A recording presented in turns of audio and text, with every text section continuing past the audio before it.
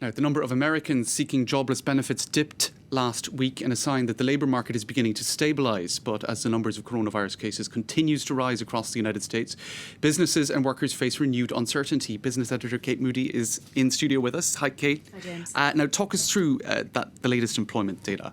Well, the number of people seeking unemployment benefits for the first time did drop slightly last week to 1.3 million. And the number of continuing claims, or people seeking unemployment benefits for more than a week at a time, dropped to 18 million. But to keep this data in perspective, this is historically still very, very high. It is the 16th week in a row in which new claims have topped 1 million. 50 million people have filed for new claims since March, when those lockdown restrictions began. Now, American companies are starting to hire again. Employers added 7.5 million jobs in May and June combined. But we know that some states are starting to reimpose lockdown restrictions. The number of applications in states like Texas or Nevada, where cases are still on the rise, also rose, and nearly every day major corporations are continuing to warn of layoffs. United Airlines is preparing to slash 36,000 jobs. Wells Fargo is reportedly preparing to slash thousands as well. So the labor market is certainly far from firm footing.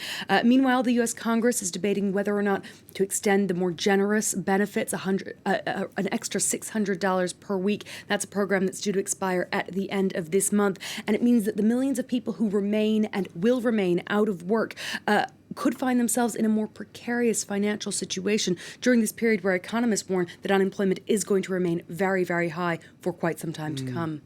And meanwhile, in Florida, one of the new hotspots for the virus, a symbolic tourist attraction, is reopening its doors. Good idea, bad idea? An idea. It depends on who you ask. It is certainly happening. Disney World, aiming to become the happiest place on Earth once again instead of the emptiest, which it has been for a few months. The flagship theme park in Orlando is allowing its annual pass holders back in from this Thursday, and there's going to be a more general reopening on Saturday. Now, the company has released this video showcasing the enhanced safety and health protocols, trying to reassure its potential guests, but there has been stiff criticism of this decision.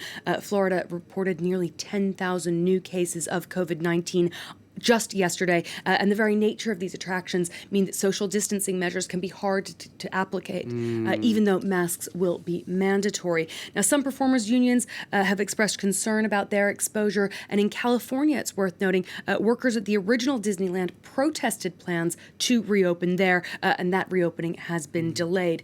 Disney placed 100,000 of its workers on furlough back in April, and the company has lost nearly $1.4 billion just because of the closing of its theme parks around the world.